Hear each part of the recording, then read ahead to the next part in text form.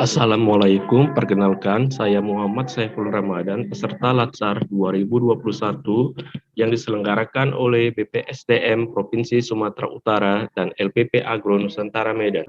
Pada kesempatan kali ini, saya akan membahas mind mapping nasionalisme dan penerapannya di unit kerja. Nasionalisme pada hakikatnya adalah untuk kepentingan dan kesejahteraan bersama. Karena nasionalisme menentang segala bentuk penindasan terhadap pihak lain, baik itu orang per orang, kelompok-kelompok dalam masyarakat, maupun suatu bangsa.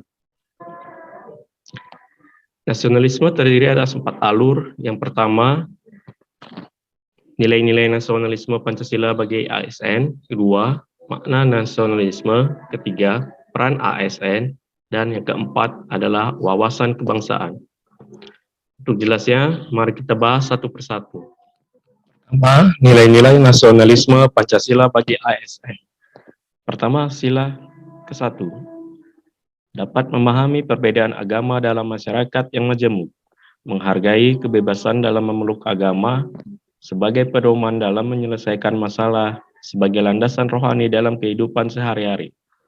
Sila kedua, tidak semena-mena dalam berperilaku, menumbuhkan nilai kemanusiaan dalam diri, menjadi ASN yang berkarakter nasionalisme, berbudaya, beretika, serta menghargai HAM.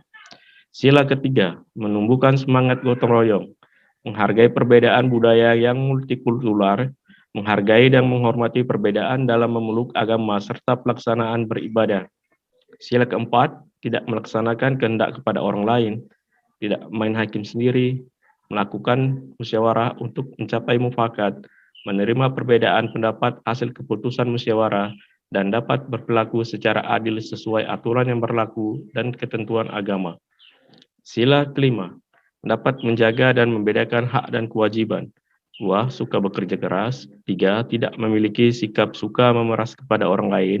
Dan menjadikan sikap sosial tanpa membeda-bedakan suku, ras, dan agama.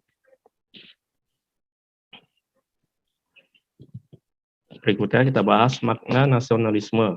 Pertama, makna nasionalisme secara politis yaitu kesadaran nasional untuk merebut kemerdekaan atau membangun bangsa. Kedua, makna nasionalisme sempit yaitu meninggikan bangsa sendiri dan merendahkan bangsa lain atau chauvinisme. Kemudian, makna nasionalisme secara luas yaitu rasa cinta yang wajar terhadap bangsa dan menghormati bangsa lain.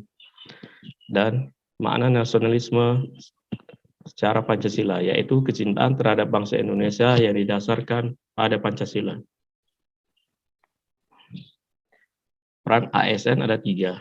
Yang pertama adalah ASN sebagai pelayan publik. Yang kedua, ASN sebagai pelaksana kebijakan publik. Dan yang ketiga, ASN sebagai perekat pemersatu. ASN sebagai pelayan publik harus memenuhi standar pelayanan, mampu memuaskan pelanggan, dan memberikan layanan yang prima.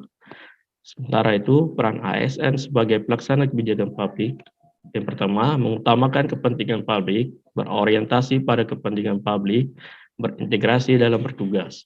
Dan peran ASN sebagai perekat dan pemersatu bangsa, yang pertama, mengayomi kepentingan setiap kelompok, menjadi figur teladan di masyarakat, dan netral dan adil. Berikutnya, wawasan kebangsaan. Wawasan kebangsaan adalah cara kita sebagai bangsa Indonesia memandang diri dan lingkungannya dalam mencapai tujuan nasional.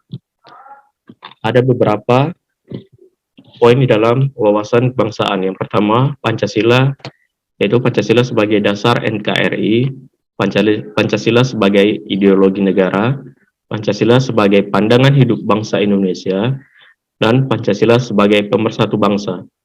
Kemudian, poin yang kedua adalah Undang-Undang Dasar 1945, di mana Undang-Undang Dasar 1945 yaitu sebagai dasar hukum tertulis dan sebagai alat kontrol penyelenggaraan negara.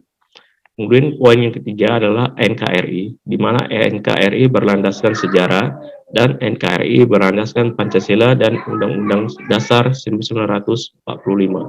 Kemudian Bhinneka Tunggal Ika, yaitu Bhinneka Tunggal Ika merupakan cita-cita luhur bangsa Indonesia Dan Bhinneka Tunggal Ika merupakan semboyan yang mengikat multikulturalisme dalam sebuah ikatan, di mana semboyan Bhinneka Tunggal Ika adalah berbeda-beda tetapi tetap satu jua.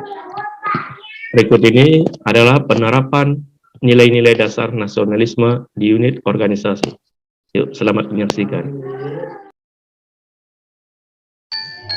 Menjalankan kegiatan agama merupakan sikap nasionalisme ketuhanan. Saling menghormati dalam hubungan sosial merupakan nilai nasionalisme kemanusiaan. Ikut bergotong royong di lingkungan sekolah merupakan contoh nilai nasionalisme persatuan.